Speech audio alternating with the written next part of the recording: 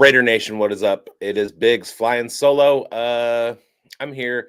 I got an instant reaction for you guys. Fuck. um, so let it be known, should it be known by now, Pete Carroll is now the head coach of the Las Vegas Raiders. He signed a 3-year deal with an option for a 4th year. It's a team option. The Raiders can choose to move on from him if they want after 3 years, or continue to pay another coach maybe 5 if they fire him next year. And I don't know. Pete Carroll is 74 years old, which is fine. I'm not an ageist. Like I'm not saying he can't handle the rigors of head coaching, but it was kind of obvious over the last few years in Seattle that the game is passing him by, or at least the personnel was aging out. The Raiders do have one of the top 5 youngest teams in the NFL, which is a good thing moving forward. We did also a couple days ago hire John Spytek away from Tampa Bay. So basically what we have in place right now is John Spytek, who is he's been around for a while. He's in his mid-40s, so he can be around for 10, 20 years. But he did help build a Super Bowl winning team in Tampa. Granted, that was on the back of the GOAT, Tom Brady. But they decided, after apparently losing out on Ben Johnson and Liam Cohen, I don't know how serious those reach outs were, but they did not hire Ben Johnson. They did not hire Liam Cohen. Those were 2 of pretty much everybody's favorites, along with Todd Monken. Now, the idea that we hired Pete Carroll right now instead of waiting a little bit for Todd Monken, maybe Monken didn't want to come over, which is, understandable. But it would have been nice to have hired somebody. Now, here's the deal. I don't have a problem with Pete Carroll as a person or as a coach. What I have a problem with is the idea that he's 74 years old, and what we want is a legacy. What we want is some kind of continuity. We want somebody to come in who has the potential to be here for 10 or 15, 20 years and build a program that is successful. And we know off the jump that Pete Carroll is not that guy. Beyond the fact that he's 74 years old, the first indication is that he signed a 3-year contract. John Gruden signed a 10-year contract. Most coaches sign 5-year contracts. Essentially, what teams are telling us, or telling the coaches, is we're going to give you 5 years. You build it the way that we want to see it be built, and we will continue from there. That's not going to happen with Pete Carroll. So essentially, this is a rebuild within a rebuild. It's Pete Carroll coaching up a squad when he's not going to be around in 4 years, and trying to put pieces in place to be there when he moves on. Well, why not put those pieces in place right now so that they will have 3 years under their belt and we don't have to lose another head coach? I just don't like it. But again, as a stopgap measure to maybe bring a little bit of immediate success to a team that has felt rudderless over the last few years. And when I say that, I mean, in general, at the end of the season, we feel rudderless, but going into the season, we feel like things are on the come up. Josh McDaniels seemed like a good idea at the time. He was a brilliant mind, had success in New England, ostensibly could have built with Dave Ziegler a good program. Turns out he was an asshole and wasn't a good leader of men and should not be a head coach in the NFL. Now he's an offensive coordinator again. The Patriots with Drake May should find success. And it's probably going to come earlier than the Raiders because they have their quarterback in place and they have an offensive coordinator. Then we move on from Josh McDaniels. Thankfully, we go into the season with Antonio Pierce, and we're like, hey, things are up. We got Patrick Graham. We brought over a new offensive coordinator, although we should have stuck with Bo Hardegree. We're gonna have a great defense and Aiden O'Connell is going to be just enough. That turned out not to be the case as well. Now we're running it back again. We still have quarterback issues. We have a new GM after Tom Telesco had a fantastic draft. We have a new head coach who's going to implement a new system. We still need a new offensive coordinator. Nobody knows what's happening with Patrick Graham. He got absolutely... Now, this is the most fucked up thing of the entire offseason. With Liam Cohen doing his little shuffled dance trying to get Trent Baalke out of Jacksonville, Patrick Graham flew to Jacksonville. Now, I have one of my podcast partners, Schultze, he does the Jaguars show right here on Uncovered. We were recording stuff last night, and he said there were reports of an airplane that left Vegas and flew to Jacksonville today. He thought, or he was implying, that was John Spytek, and we were going to lose Spytek because he hadn't signed and he was going to head to Jacksonville with Liam Cohen. Turns out that was Patrick Graham. And the Jacksonville Jaguars in the morning had agreed to bring Liam Cohen in to sign him to a contract later that day, while Patrick Graham was scheduled to fly from Las Vegas all the way to Jacksonville and meet with them. That's fucked up. Don't do that. We got A1. Congrats. I didn't love how the Seahawks featured so many tight ends. Downgrade for Brock Bowers and upgrade for Michael Mayer. I don't think so. I don't consider Brock Bowers a tight end. He's a tight end in name only. He is the short and medium option as a big slot receiver. And Mayer is going to make three, 4 catches a game and do his thing. But, we do know Pete Carroll loves his tight ends. So Patrick Graham is kind of up in the air. I love his mind. And we had a lot of issues last year that Patrick Graham could take the fall for that I don't think are his fault. First and foremost being the offense couldn't move the ball and the defense stayed on the field. Secondly, because of that, there were a lot of injuries to the defense because reps create injuries. That's just the way it works. That's not Patrick Graham's fault. Scheme-wise, he's got a brilliant mind. I've seen him rush 2 down linemen and blitz and get home on the quarterback. The guy can scheme. Personnel is a different issue, and that's a GM issue. And Tom Telesco started to address that. DeCameron Richardson was a good draft pick. He's going to be good. Max Crosby is the GOAT. Christian Wilkins is fantastic. Hopefully Malcolm Kuntz gets signed to a cheaper contract because he was hurt, and he shows out. Tyree Wilson is coming along as a 3-tech.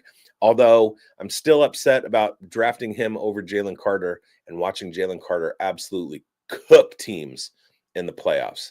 I mean, seriously, come on. You don't take a developmental guy at 7.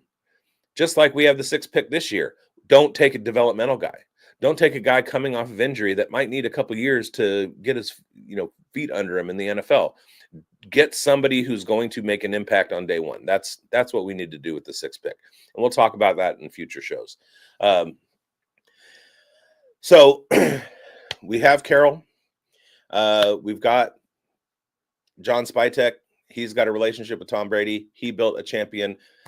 Pete Carroll won a championship with Seattle. We're in need of an offensive coordinator. I would love Ryan Grubb to come over. Erstwhile of the Seattle Seahawks. Patrick Graham up in the air. Excuse me. Patrick Graham is up in the air, but I hope that he comes back. He knows these guys. He knows this squad. And we just need to give him some better pieces and keep that defense off the field with the offense. I mean, that's critical. And Pete Carroll knows how to do that. He employs a running game, etc. So the remaining questions beyond the coaching staff are, what do we do with the quarterback position? Well, currently we're sitting at the 6th draft spot.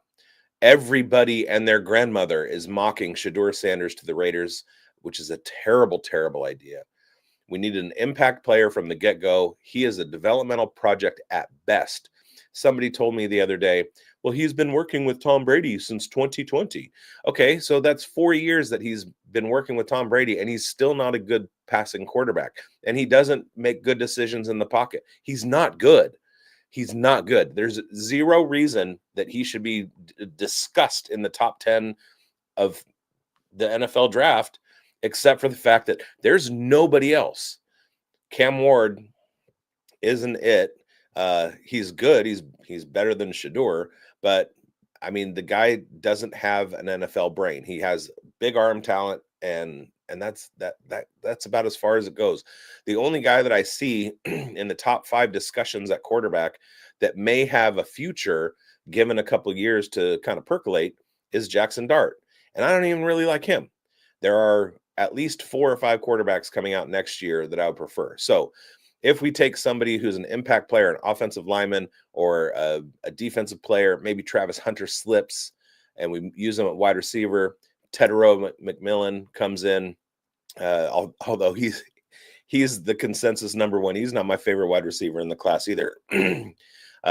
One of his drawbacks is his contested catch rate. He is good at contested catches, but contested catches are Mike Williams. It's not great. We need somebody who's going to be a 150 target guy, not necessarily achieve that. I'm just saying somebody who is that profile to go along with Brock Bowers and keep defenses honest. And Tet McMillan is not that guy. He doesn't separate, and we've seen that a lot. So at the 6th spot, there are many other people that I would rather have. So then in the 2nd round, draft Jackson Dart. Let him percolate for a season. Let him get a clipboard for a year or even longer. And then, draft a quarterback in 2026. Rocco Becht is my guy. If you don't know him, look him up. ROCCO BECHT. His dad was Anthony Becht, who was a tight end in the NFL. Rocco Becht from Iowa State. I love that dude, and he'll be a rising junior next year, so he should be coming out. He's that good. So then draft a quarterback in 2026. They compete with Jackson Dart and see what happens. But obviously that's for Pete Carroll and John Spytek and the new whoever the new offensive coordinator is to decide. Now, I was writing up the Pete Carroll hiring. This is what happened this morning. I woke up. I'm on the West Coast. It's about 8 something, and I check my phone. And my player profiler job is to write news. And in our Discord, there's a mention to me, "Hey, pump this out. Pete Carroll hired." And I was like, "No." And I literally put my phone up and rolled over and tried to go back to sleep, and I couldn't. And so I got up and wrote the piece. And I wrote an accompanying piece with it, because as soon as I got to the tweet machine and started seeing the reports of Pete Carroll signing, and it was a 3-year contract with a 4th-year option, I started seeing rumors of Russell Wilson to the Raiders. So we have to address that. That is the proverbial elephant in the room. Russell Wilson to the Raiders. Now, I was out on Russ coming over last year, and I'm tepid at best on Russ coming over this year. But I get it. I understand the plan. Russell Wilson is an older quarterback. Russell Wilson has a ring. Pete Carroll and Russell Wilson have a relationship. Pete knows what Russ can do. Russ knows what Pete wants to do. Now, the rumors might be a little overblown, because if I recall correctly, his split from Seattle was acrimonious. And I don't know if that was a result of his relationship with Pete Carroll or with the front office. We shall find out. Obviously, it wasn't with Pete Carroll if Pete Carroll and John Spytek bring Russell Wilson over. I personally think that the Steelers should hang on to Russell Wilson. I don't think there's a solution for them at quarterback beyond him. I don't think Justin Fields is going to do anything more for them, but apparently Arthur Smith likes Justin Fields more than Russell Wilson. But Russell Wilson, there were like 5 categories in deep throwing that Russell Wilson led the NFL in. Like his passing efficiency deep is good. And essentially what that does, and what the Steelers rode a mediocre offense to the playoffs with, is a heavy run game and deep balls. Sounds old school Raiders to me. We just need a deep threat beyond Trey Tucker. That opens things up underneath for Brock Bowers and Jacoby Myers to work. So if we do get a guy like Ted McMillan playing a George Pickens type role with Russ, and maybe draft a running back, there's a ton of running backs in this class. We could draft 2 or 3 running backs that would be NFL level in the 3rd, 5th, and 7th rounds. And even, like a Lan Larison, bring Dylan Laube back. Maybe Zamir White has something in the tank, whatever. There are solutions, but you can put together a heavy run attack, and the defense still has to stay honest because Russell Wilson can throw the ball deep. Now, Aiden O'Connell can throw the ball deep too. So, do you go with the old guy who's kind of a tool? Or do you stick with young Farva and his brilliant mustache and his attitude and his poise in the pocket? He was 9th in the NFL in passing efficiency under pressure. That's good. And O'Connell is not a bad quarterback. In fact, his 16-game track in his career is right along the lines of C.J. Stroud's 2024 season. And everybody loves C.J. Stroud. Nobody loves Aiden O'Connell but me. So we got a lot of stuff to work out over the coming weeks. A lot of missing pieces that are going to fit. That's tool reference. And I'm going to be reporting to you live on Monday, Wednesday, Thursday of next week from the Senior Bowl in Mobile, Alabama. So look for that stuff. I will have video of these prospects that we're looking at. Some of the guys that I love in this draft that are going to be taken late. Jalen Royals from Utah State, the 2 kids from Iowa State, Higgins and Knoll. A lot of running backs. This guy Bashal Tootin from I want to say Virginia Tech.